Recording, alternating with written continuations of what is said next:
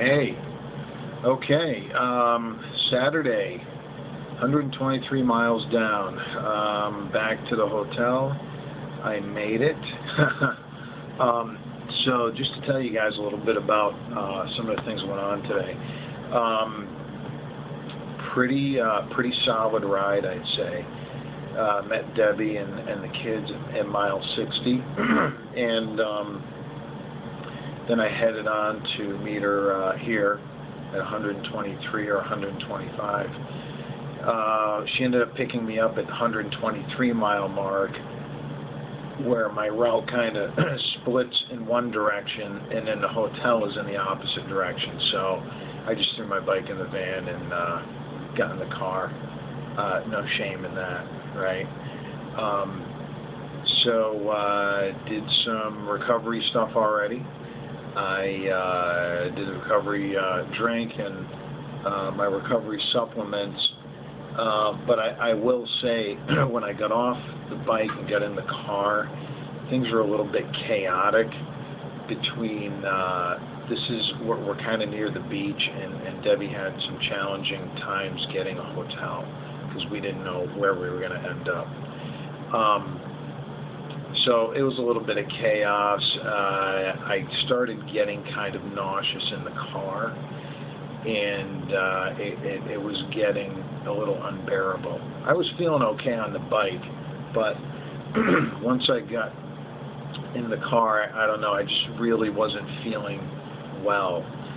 So I got back to the hotel. Debbie and the kids went to get something to eat, and I did an ice bath, which is the first time. I've done a cold pool before after long rides or running, but I actually filled the cooler up with ice, dumped it in there, ran the cold water.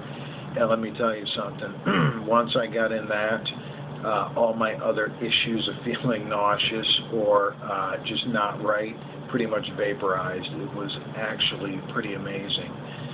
So that was a amazing fix for me anyhow.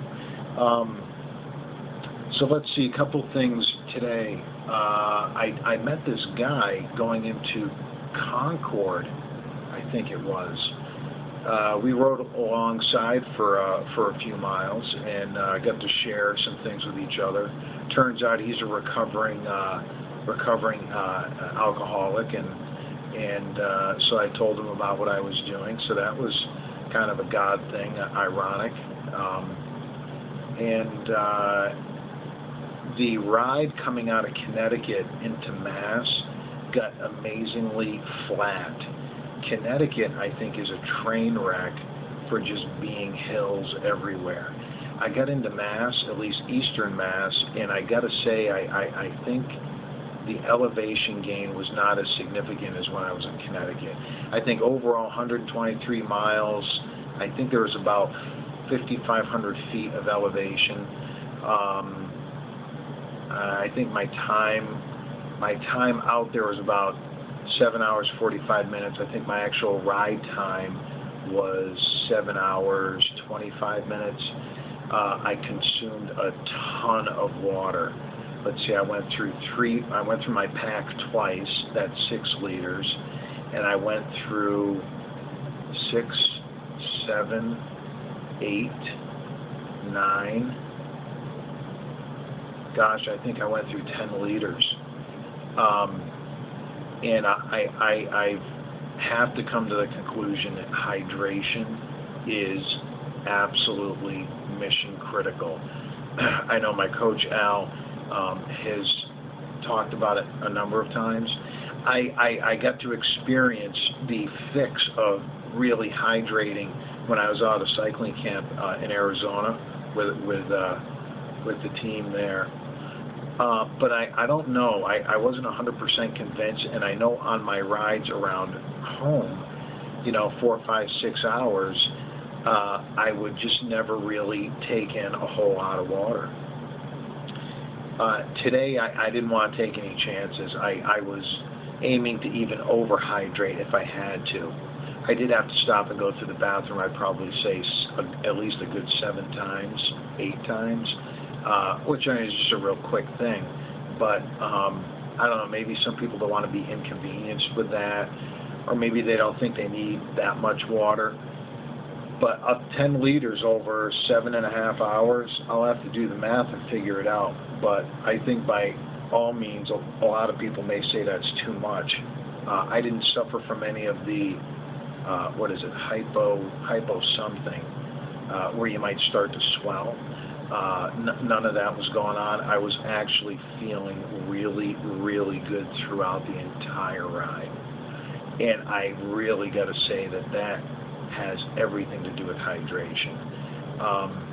So that was neat. I'm going to plan on executing it the same way tomorrow. Yeah, so that's it. And the other thing is my new bottle holder. It's more like the SS Cervelo. The thing freaking launches bottles out like crazy. Ugh. At least 4 times today. Not so much full bottles, but empty bottles. They just shoot right out. So I really dig the bottle holder, but I got to get the